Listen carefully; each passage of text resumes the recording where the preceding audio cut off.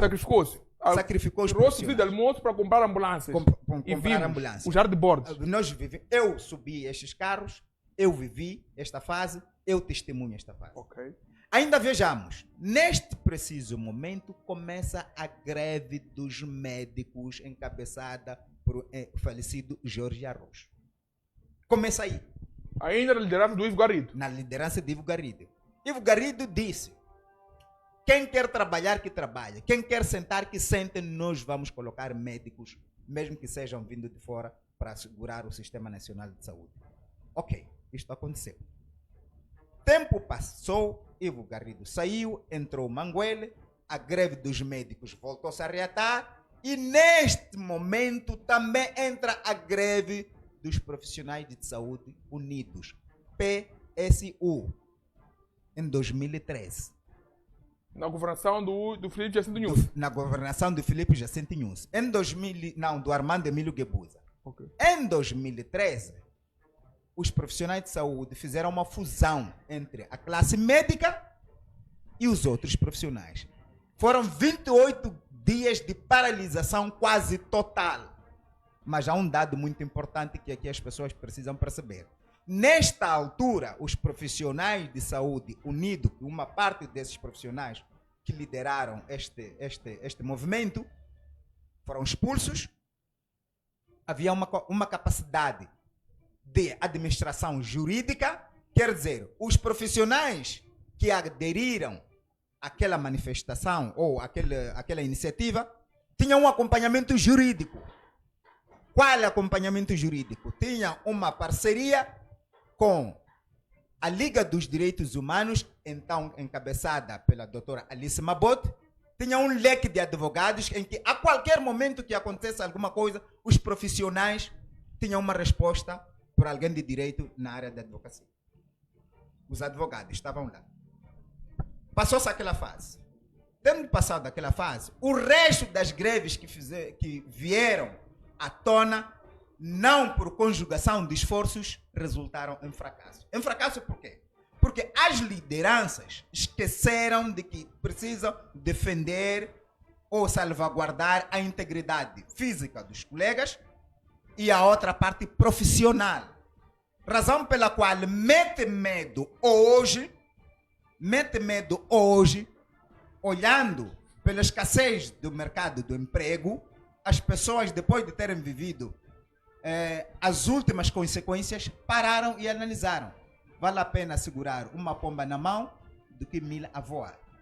Associado a esta realidade, o orçamento do Estado para o ano 2026 traz déficit de 5,3%, que vai por aí 2,74 mil milhões de meticais. Reduzido o orçamento reduzido ao setor da saúde. Este é um dado que já está documentado. Quer dizer, olhando a realidade da saúde, com todos os problemas que tem, o governo preferiu reduzir 5,3%. Este 5,3%, que corresponde a 2,74 mil milhões de meticais, estaria a suprir as necessidades que hoje não estão sendo conseguidas fechar. Com isso, estou a querer dizer o seguinte. Sabendo que a saúde é sensível e tem os problemas que tem a realidade que tem, as expectativas populares são aquelas que nós todos sabemos, ainda colocamos uma lâmina e cortamos uma parte. Como quem diz, apesar de vocês ainda estarem com fome, nós vamos ainda tirar uma parte de vocês. Aí fica. Com qual capacidade o Sistema Nacional de Saúde vai ter que assegurar as expectativas e as suas necessidades? Ok. Passamos aqui para o ilustre Hélio Nhatum, que já também agradeço por aceitar o nosso convite. O que nos oferece aqui como análise em torno desta eminente greve dos profissionais de saúde para esta sexta-feira marcada? Primeiro, agradecer pelo convite que foi formulado, saudar a si Massango, saudar ao meu colega painelista. A minha saudação é extensiva para todos aqueles que se encontram lá em casa e todos aqueles que fazem possível este programa Sintam-se cumprimentados. Primeiro dizer que é lamentável. Este é um problema enraizado na administração pública. Não há país sem saúde. A saúde é imprescindível para que o cidadão mantenha-se apto para desempenhar as suas atividades. Este é um problema conjuntural e estrutural. Vou dar aqui só um pequeno exemplo. A Europa, ela é denominada o continente velho. Muitos, infelizmente, não têm este conhecimento porque que a Europa ela tem esta designação do continente velho. É continente velho por causa da qualidade de vida que se vive, ou seja, a idade que se atinge. Atinge-se uma idade acima dos 60 anos. A taxa de mortalidade a nível da Europa, ela é muito reduzida comparativamente com a África. Isto para chamar a atenção daqueles que provavelmente pensam que para se chegar a uma idade é pura e simplesmente alimentar-se ou ir ao ginásio. É preciso com que os profissionais de saúde eles estejam presentes para zelar pelo povo. Deve haver aqui um rácio médico-população. Se nós hoje temos um sistema nacional de saúde a colapsar, é porque o orçamento do Estado muitas das vezes não cobre aquilo que é as necessidades inerentes aos médicos, aos técnicos de saúde para se prontificarem ao atendimento do público. Hoje nós temos um sistema nacional de saúde que está bloqueado, que está capturado, que está infernizado pelos cartéis. Hoje a saúde já não é uma área social. Hoje a saúde é uma área comercial. A indústria farmacêutica em todo o mundo se tornou uma área de mexer com milhões e milhões de dólares norte-americanos. Mas para Moçambique não se olha do ponto de vista de flexibilizar aquilo que é o processo de economia, do crescimento deste país, mas indivíduos que foram se atrelar no Ministério da Saúde para tirarem vantagens em prol do crescimento deste país. Ora, vejamos, nós temos o Ministério da Saúde, onde os funcionários hoje vão apelar ao governo do dia para que venha atender aquilo que são as suas necessidades. Esta não seria uma responsabilidade, neste preciso momento, dos médicos, dos agentes da saúde, dos técnicos. O Estado moçambicano deveria ter esta consciência do que é que significa o Ministério da Saúde para este país. Hoje estamos numa situação em que os hospitais falta tudo e menos alguma coisa. O poder político deve saber ter aquilo que é o seu posicionamento. Porque quando o poder político infiltra-se na área do saber, na área dos tecnocratas, na área daqueles que têm a ciência como a base de desenvolvimento de um determinado pelouro, nós estamos a dizer que a política ela vai infernizar aquilo que é este serviço que é do atendimento à saúde ao povo moçambicano.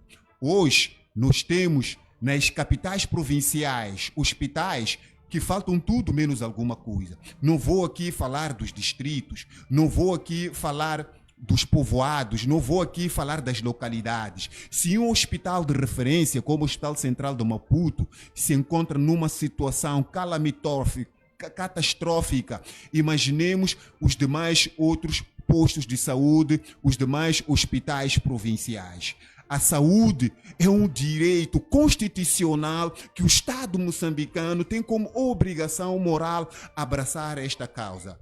A saúde é uma área social que nos diferencia muito da educação, mas são setores aqui imprescindíveis que o Estado de qualquer país, ou seja, qualquer país onde tem uma Constituição, onde tem um Estado que não olha para a saúde, que não olha para a educação, estamos a dizer que estamos a comprometer aquilo que é um povo, estamos a comprometer aquilo que são as gerações atuais, estamos a comprometer aquilo que são as gerações vindouras. Mas porque, infelizmente, aqueles que têm esta responsabilidade de flexibilizar aquilo que é o processo do bem-estar dos moçambicanos acabam sendo limitados, conforme disse aqui o nosso profissional de saúde que estava aqui a dar uma avaliação mais técnica, mais aprofundada no que diz respeito à nossa saúde. Mas nós estamos aqui a fazer uma reflexão do ponto de vista mais abrangente, do ponto de vista superficial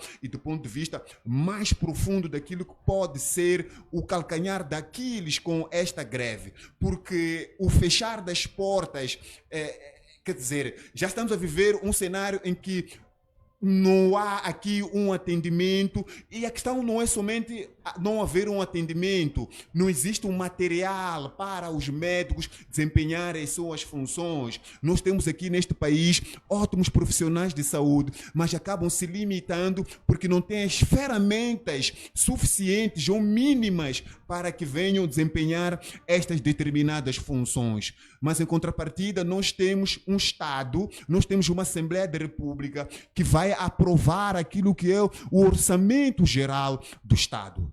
A pergunta é, quando vai se aprovar aquilo que é o orçamento geral do Estado? Quais são as prioridades que o governo do dia tem delineado para este país? Quando nós ignoramos. Vou fazer aqui uma compilação com aquilo que o Presidente da República disse agora na abertura do ano letivo, que os pais encarregados de educação poderiam fazer aqui contribuições nas respectivas escolas com uma quantia de 20 e 50 meticais para ajudar no apetrechamento das determinadas escolas. Esta não é uma responsabilidade dos pais e encarregados de educação. Se um indivíduo apresentou aquilo que é o seu manifesto eleitoral, é porque tinha aquilo que são as suas linhas mestras de governação. Ora, vejamos, nós em alguns hospitais, nas localidades, nos distritos, as nossas irmãs acabam dando parto nas matas, indo para os seus postos de saúde. Hoje, postos de saúde sem água. Quer dizer, ao invés de um indivíduo ir para um posto de saúde, ir no hospital à procura de saúde, vai para lá contrair outras patologias. Estamos a dizer que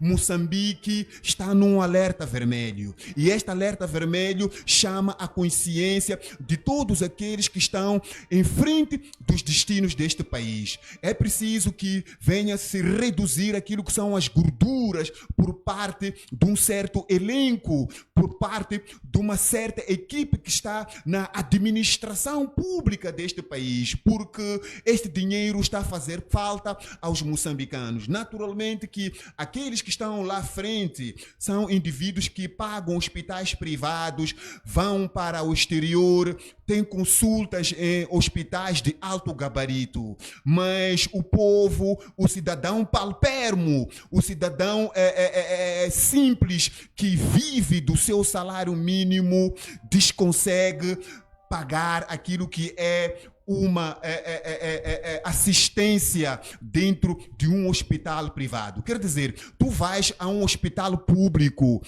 paracetamol, quer dizer, estamos aqui a falar de Ibuprofeno, estamos aqui a falar de medicamentos básicos que outrora não faltavam nos hospitais públicos, não faltavam nas farmácias públicas. Hoje, até falta ligadura, hoje falta gesso, hoje falta analgésicos, hoje falta material de limpeza, hoje falta luvas. No seu ponto de vista, hoje se deve essa falta? A que se deve essa falta? Se antigamente não faltava, agora falta. A que se deve no seu ponto de vista? O colega aqui elencou aquilo que foi a administração dentro deste país. Primeiro começou com o presidente Joaquim Alberto Chissano, e depois elencou o presidente Armando Emílio Guebuza, e elencou o presidente Felipe Jacinto Nunes, e agora se calhar não tem muito a dizer por parte do presidente Daniel Francisco Chapo. Não, em relação ao presidente Daniel Francisco Chapo, eu tenho um dado, volto de novo a dizer o seguinte: a cadeia de distribuição de insumos hospitalares requer uma capacidade não só intelectual, primeiro uma capacidade de humanismo. Eu, se tiver com uma capacidade intelectual, mas não tiver um amor, empatia ao próximo, como quem diz, se eu tenho um medicamento, se eu tenho a pinça, se eu tenho um fio de sutura, se eu tenho um analgésico, se eu tenho a lidocaína aqui no armazém, para chegar a Ribau, saindo do Depósito Nacional de Medicamento, aqui, chama-se Central de Medicamentos e Artigos Médicos, no Zimpeto, aqui no Mulumbela, Central de Medicamentos e Artigos Médicos. Quanto tempo vai levar para poder chegar a Ribau? Quanto tempo vai levar para chegar a Namacura? Quanto tempo vai levar para chegar a Xindi? Quanto tempo vai levar para chegar a Morumbene? Quanto tempo vai levar para chegar a Maúbo? Eu tenho que ter esta particularidade. E não tenho que trabalhar sozinho, claro. Tem que ter um elenco de profissionais que respondem às mesmas ansiedades do povo. Vejamos. A vacina, para prevenir uma doença, tem um tempo útil. Custa muito caro. A vacina, quando está cá, eu como chefe, tenho que primeiro pensar. Nós temos aquilo que nós chamamos relatório de consumo semanal. Este relatório de consumo semanal também traz consigo o seu estoque. Este estoque ajuda-nos a perceber qual é a capacidade, qual é o tempo, qual é a quantidade que em curto espaço de tempo o medicamento tem de estar no sítio X, a tempo e hora. Aí outro problema é, só para lembrar os telespectadores, na altura do Chissano, antes da entrada do Garrido, nós tínhamos um crédito de confiança com fornecedores. O país não tinha um modelo de aquisição de medicamentos que hoje nós temos, que é para o clientelismo político. Atenção, vamos perceber essa parte. Que é para o clientelismo político. É um agente político que tem a licença, que tem a prerrogativa de ir importar o medicamento e ir vender ao sistema nacional. Antigamente era feito pelos responsáveis dos programas, junto aos parceiros, e havia um crédito de confiança direto. Não percebi. Aqui existe uma terceira pessoa aqui, que não é do sistema nacional. Que tem um vínculo político. Tem um vínculo político. É quem ganha os contratos, é quem vai fazer... É quem tem a prerrogativa de trazer o medicamento aqui. Na época do Chissano não era assim? Não. Era alguém do Ministério da Saúde? Diretamente o Ministério da Saúde, a pessoa responsável. Mesmo sem o dinheiro, nós tínhamos um crédito de confiança. Quer dizer, não havia desconfiança. Sabia que vai diretamente ao Sistema Nacional e o Sistema Nacional, por sua vez, vai fazer a recepção.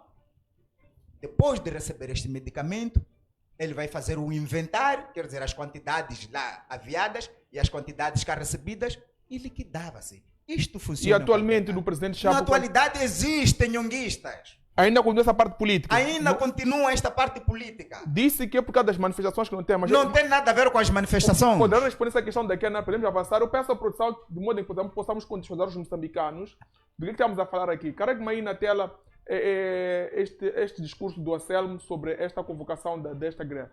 Ainda... Um minuto só.